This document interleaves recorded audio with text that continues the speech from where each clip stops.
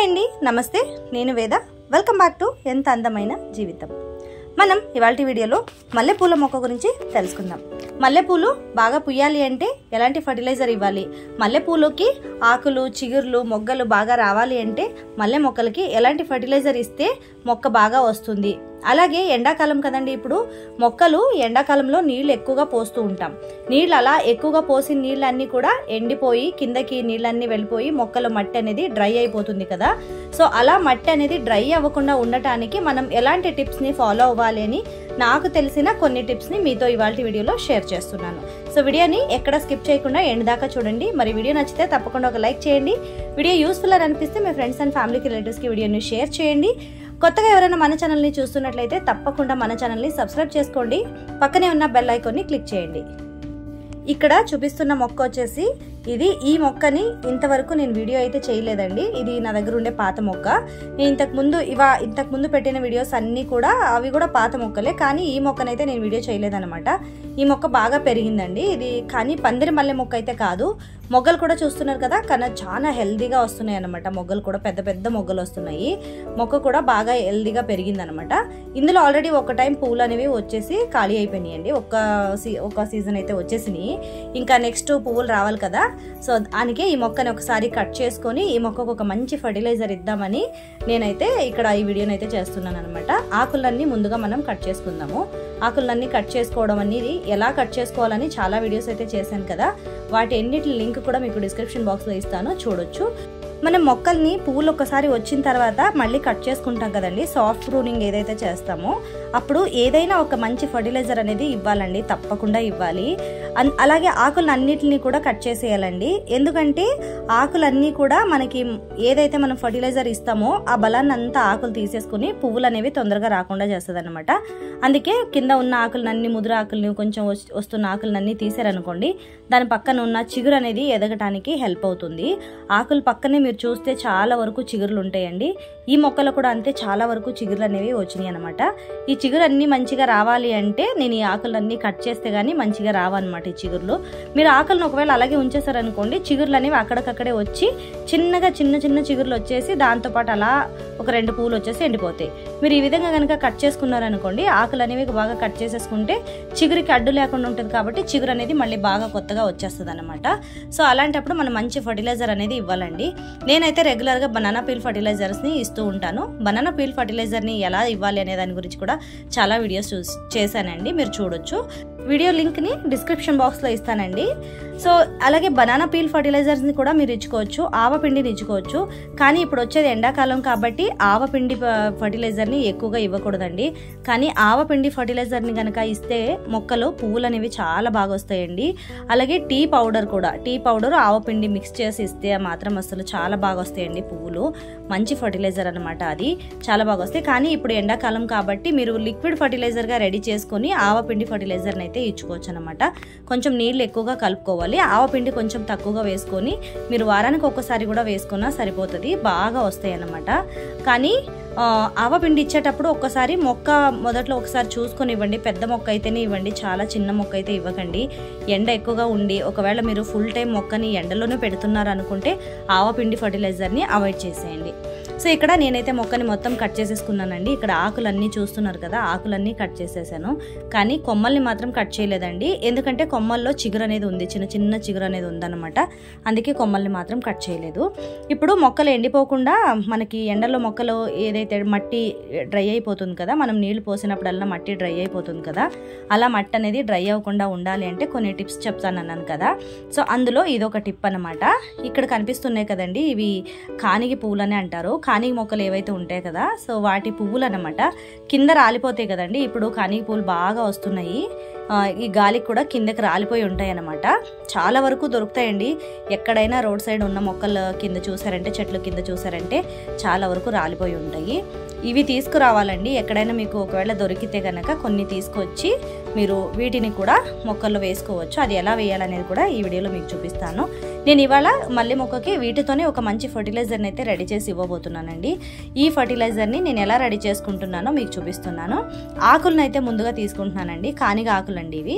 ఆకులను అయితే తీసుకుంటున్నాను. వీటితో పాటు ఒకవేళ మీకు వేపాకు కనుక దొరికితే వేపాకు వేసుకోవచ్చు. ప్రజెంట్ నాకు వేపాకు దొరకలేదు కాబట్టి వీటిని మాత్రమే వేసుకుంటున్నాను. ఈ ఆకులన్నీ ఈ విధంగా తుంచేసి ఒక మిక్సీ జార్లో అయితే వేసుకుంటున్నాను నేను. వీటితో పాటు ఒక గుప్పెడు పువ్వుల్ని కూడా నేను ఒక మిక్సీ జార్లో వేసుకుంటున్నానండి. ఇవి బాగా చేదుగా ఉండడం వల్ల మనం ఈ లిక్విడ్ ఫర్టిలైజర్ని చేసి మొక్కకి ఇవ్వడం వల్ల మొక్క మట్టిలో ఉండే ఫంగస్ కానీ ఏదైనా పెస్ట్ ఏదైనా వచ్చినా కూడా మనకి మొక్కకి రాకుండా ఉంటుంది. మందార పూల మొక్కలకి కూడా ఈ ఫర్టిలైజర్ అనేది బాగా మంచిగా పనిచేస్తుంది అన్నమాట. దీన్ని మొక్కకి ఫర్టిలైజర్గా కాకుండా మనం స్ప్రేగా కూడా మొక్కలకి యూజ్ చేసుకోవచ్చు అనమాట. సో ఇక్కడ ఇందులోకి ఆకులు తీసుకున్నాను కదా, ఆకులతో పాటు ఒక గుప్పెడు పువ్వుల్ని కూడా నేను తీసుకుంటున్నాను. ఈ పువ్వుల్లో కూడా మంచి నైట్రోజన్ అనేది ఉంటుందండి మొక్కలకి, అందుకే ఈ పువ్వుల్ని కూడా తీసుకుంటున్నాను. ఆకులు వేసుకోవడం వల్ల ఆకుల్లో చేదు ఎక్కువగా ఉండటం వల్ల మట్టిలో ఉండే ఫంగస్ కానీ మొక్కలకి ఏదైనా పెస్ట్ వచ్చేటట్టు ఉంటే ఆ పెస్ట్ కానీ పోతుంది. సో ఇవి రెండు కలుపుకొని ఇలా కొంచెం నీళ్ళు యాడ్ చేసుకొని ఇది బాగా మెత్తగా రుబ్బుకోవాలి. మెత్తగా రుబ్బుకున్న తర్వాత ఒక చిన్న గిన్నె తీసుకొని గిన్నెలోకి వేసుకోవాలన్నమాట. నేనైతే ఇక్కడ కొంచెం వాటర్ యాడ్ చేసుకుంటున్నాను. మీరు లేకపోతే గట్టిగా కూడా రుబ్బుకోవచ్చు. దీన్ని రుబ్బుకొని తర్వాత నీళ్లు వేసి మిక్స్ చేసుకోవచ్చు. సో ఈ విధంగా రుబ్బుకున్న తర్వాత ఒక చిన్న గిన్నెలోకి తీసుకోవాలి. చిన్న గిన్నెలోకి తీసుకుని దాంట్లో కొంచెం నీళ్ళు వేసుకొని మిక్స్ చేసుకోవాలండి. నీళ్లు అంటే మనం రుబ్బుకున్న పేస్ట్ మనకి ఎంత ఉంటుందో దానికి త్రిబుల్గా నీళ్లు వేసుకోవాలి. అంటే ఒక గ్లాసు మనం రుబ్బుకున్న పేస్ట్ ఉంటే దాంట్లోకి 3 గ్లాసుల దాకా నీళ్లు వేసుకోవాలన్నమాట. ఈ విధంగా రుబ్బుకున్న పేస్ట్ని మీరు డైరెక్ట్గా మొక్కలకి ఇచ్చేయచ్చండి. ఎండలో ఉంచుకోవాలి, ఫర్మెంట్ చేయాలి, అలాంటివి ఏమి ఉండవన్నమాట. ఈ విధంగా ఇవ్వడం వల్ల మొక్క ఎదుగుదల అనేది చాలా బాగా వస్తుందండి.